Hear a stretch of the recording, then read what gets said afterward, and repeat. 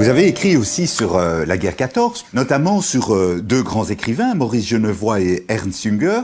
Qu'est-ce que la littérature peut nous apprendre sur la guerre? La littérature nous apprend sur tout. Elle nous apprend même sur l'économie. Je dois dire que pour comprendre l'aube du capitalisme, il vaut mieux lire Balzac et Zola que lire, je sais pas moi, Walras. Les écrivains sont des devins. Les écrivains sont des devins.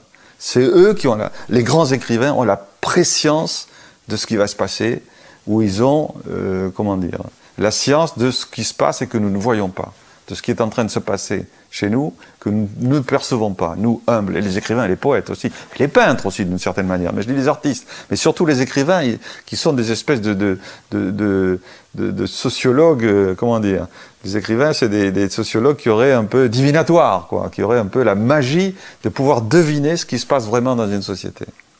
Et donc les écrivains de la guerre, ce qu'a écrit Jünger a écrit des très belles pages sur la guerre, et Genevoix aussi a écrit de très très belles pages sur la guerre, ils ont fait la guerre l'un contre l'autre, ils se sont battus, ils ont été blessés pratiquement ensemble, ils ont été laissés pour morts l'un en face de l'autre, et Genevoix a combattu le régiment de Jünger. Ce que disent ces deux écrivains, c'est, au fond, ils disent des choses qu'on n'aime pas entendre du tout, ils disent « nous avons aimé faire la guerre ». Mais sur ce qu'il ne faut pas oublier, c'est que les hommes qui font la guerre, je pense à ce qui se passe en ce moment en Syrie, à ce qui se passe dans tous ces coins-là, ces hommes-là aiment faire la guerre, d'une certaine manière aussi. Bien sûr qu'ils se battent pour leur idéal, etc. Il ne faut pas oublier que ça, c'est toujours la pulsion de mort de Freud. C'est-à-dire il ne faut jamais oublier qu'il y a cette part noire dans l'humanité qui fait que ces gens-là, on les voit à la télé, ces djihadistes ou ces contre-combattants avec leur... il y a une sorte d'hystérie guerrière et une sorte de plaisir guerrier. Ne pas se voiler les yeux, les hommes ont aimé faire la guerre et aimeront toujours faire la guerre. Il y a un très beau tableau de Goya, je ne sais pas si vous le connaissez, où ça s'appelle ce sont deux hommes qui se battent dans des sables mouvants. Ce sont deux hommes qui se battent à mort alors qu'ils sont en train de s'enfoncer dans le sable. Mais ils préfèrent continuer de se battre et l'un des deux ne s'arrêtera pas. Ils préfèrent plutôt mourir ensemble en s'enfonçant dans le sable que s'arrêter et l'un tirer l'autre du sable. Ne pas se leurrer. Nous ne sommes pas vraiment bons. Nous avons un côté altruiste et coopératif, paradoxal, mais nous avons aussi un côté noir.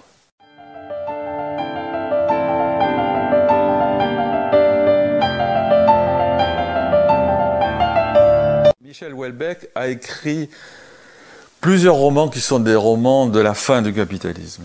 Je pense à La possibilité d'une île, qui est un roman où on voit une terre dévastée avec des éternels d'un certain côté, qui est une métaphore des très riches finalement qui auront accès à la vie éternelle, alors que la majorité de l'humanité a disparu ou vit comme des bêtes sauvages, ce qui nous pend au nez.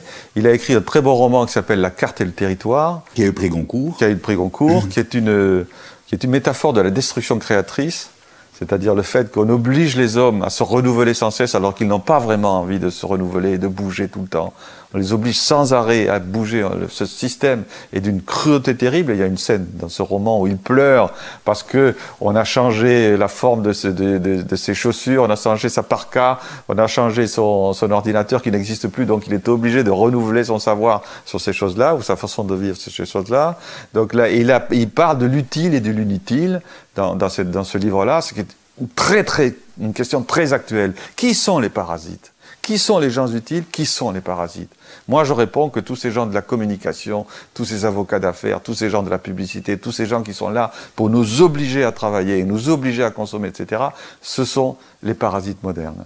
Il y a une phrase d'Adam Smith que j'aime beaucoup. Il disait « Quand j'embauche un domestique, je m'appauvris. Quand j'embauche un ouvrier, je m'enrichis. » Là aussi, ça veut dire que tous les travaux n'ont pas la même valeur. C'est pas vrai.